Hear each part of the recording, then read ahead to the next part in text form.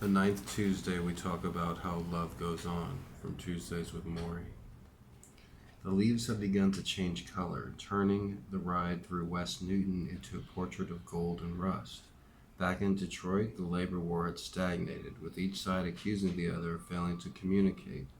The stories on the TV news were just as depressing.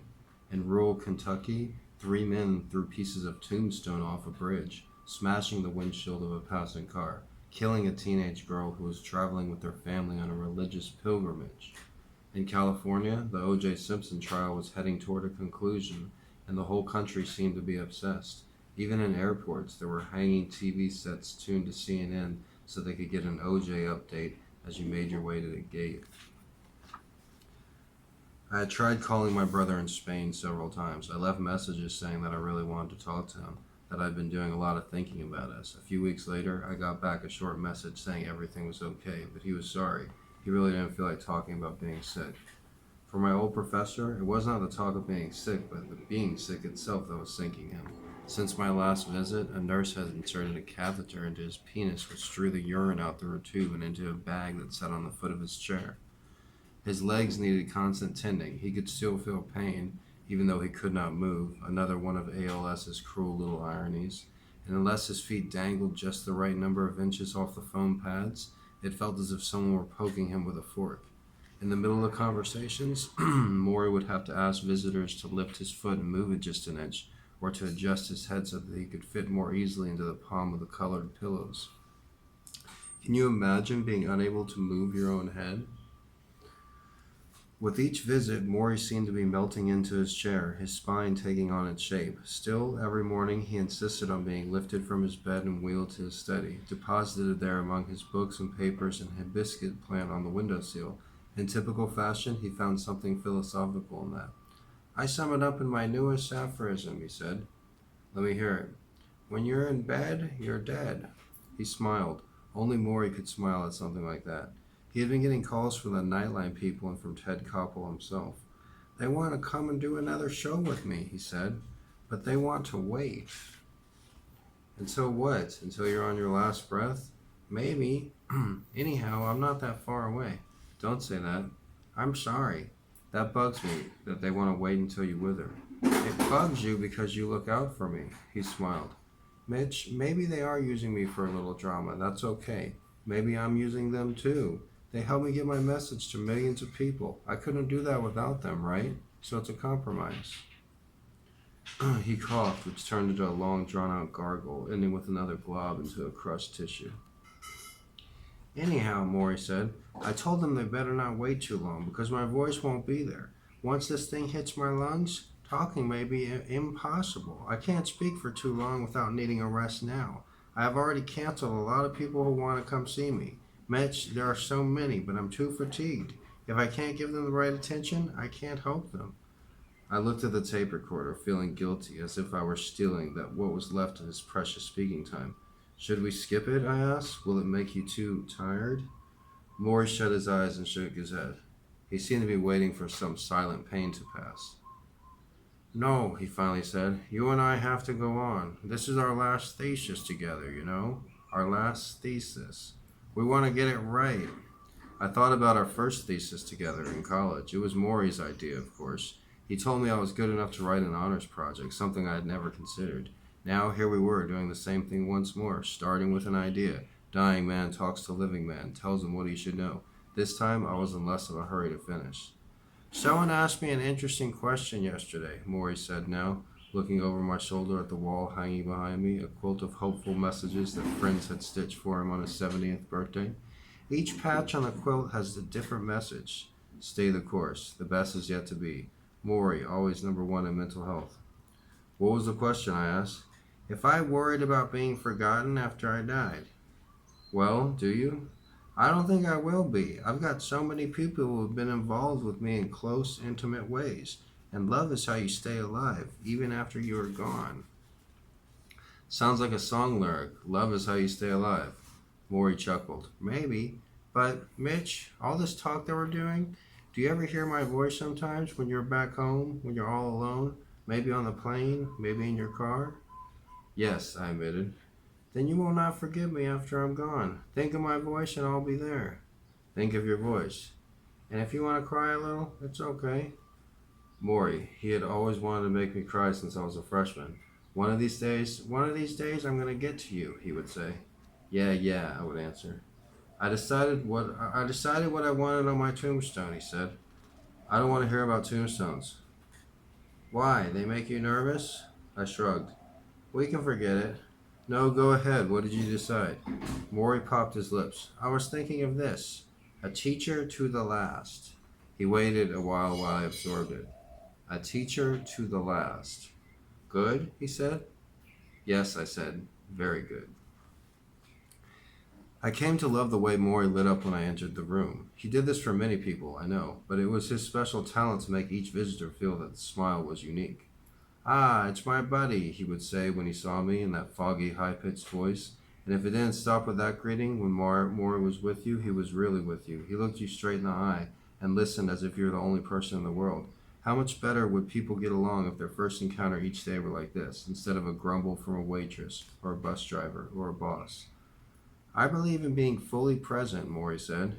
That means you should be with the person you're with. When I'm talking to you now, Mitch, I try to keep focused only on what is going on between us. I'm not thinking about something we said last week. I'm not thinking about what's coming up this Friday. I'm not thinking about doing another couple show or what the medications I'm taking. I am talking to you. I am thinking about you. I remembered how he used to teach this idea in the group process class back at Brandt. I had scoffed back then, thinking that this was hardly a lesson planned for a university course. Learning to pay attention? How important could that be? I now know it is more important than almost everything they taught us in college. Morrie motioned for my hand, and as I gave it to him, I felt a surge of guilt. Here was a man who, if he wanted, could spend every waking moment in self-pity, feeling his body for decay, counting his breath. So many people with far smaller problems are so self-absorbed. Their eyes glaze over if you speak for more than 30 seconds. They already have something else in mind, a friend to call, a fax to send, a lover they're daydreaming about. They only snap back to full attention when you finish talking, at which point they say, uh-huh, or yeah, really, and fake their way back to the moment. Part of the problem, Mitch, is that everyone is in such a hurry, Morrie said.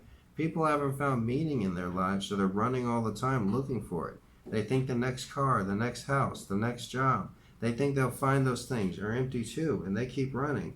Once you start running, I said, it's hard to slow yourself down. Not so hard, he said, shaking his head. Do you know what I do? When someone wants to get ahead of me in traffic, when I used to be able to drive, I would raise my hand. He tried to do this now, but the hand lifted weakly, only 6 inches. I would raise my hand as if I was going to make a gesture, and then I would wave and smile instead of giving the finger. Let them go and you smile. You know what? A lot of times they smile back. The truth is, I don't have to be in that much of a hurry with my car. I would rather put my energies into people. He did this better than anyone I'd ever known. Those who sat with him saw his eyes go moist when they spoke about something horrible, or crinkle in delight when they told him a really bad joke. He was always ready to openly display the emotions so often missing from my baby boomer generation. We are great at small talk. What do you do? Where do you live? But really listening to someone without trying to sell them something, pick them up, recruit them, or get them some kind of status in return. How often do we get this anymore?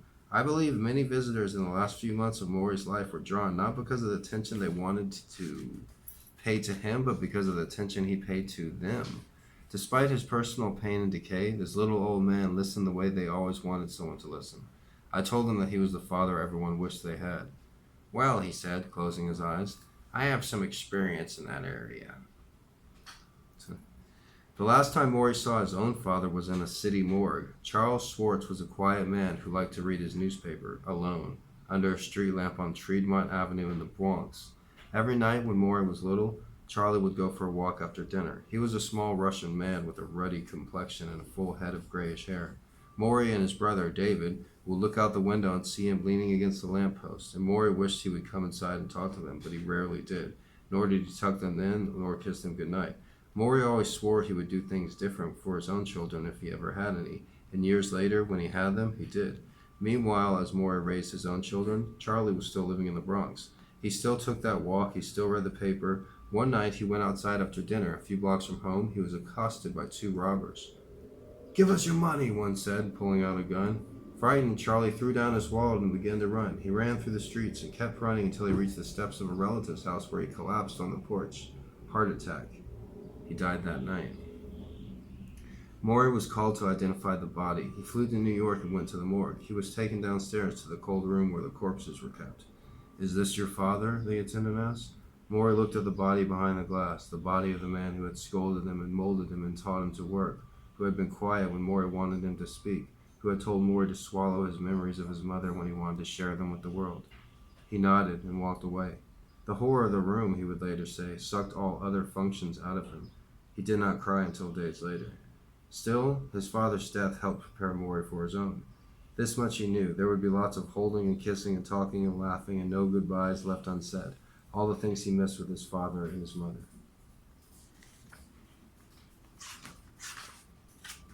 When the final moment came, Morrie wanted his loved ones around him, knowing what was happening. No one would get a phone call or a telegram or have to look through a glass window in some cold and foreign basement. That's quite touching. In the South American rainforest, there's a tribe called the Disana who see the world as a fixed quantity of energy that flows between all creatures. Every birth must therefore engender a death, and every death being forth another birth. This way, the energy of the world remains complete. When they hunt for food, the Disana know that the animals they kill will leave a hole in the spiritual well, but that hole will be filled, they believe, by the souls of the Disano hunters when they die. When there are no men dying, there would be no birds or fish being born. I like this idea. Morrie likes it too.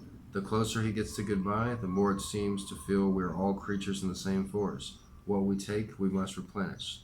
It's only fair, Morrie says. That was Tuesdays with Morrie, the 9th Tuesday. And sometimes this book tackles topics that aren't necessarily the easiest to think about, but they're so universal across every culture and across everybody, every human life. So that's something to really think about. As the people that you're close to, and how they'll remember you when you're gone, and how did you make the world a better place when you were here.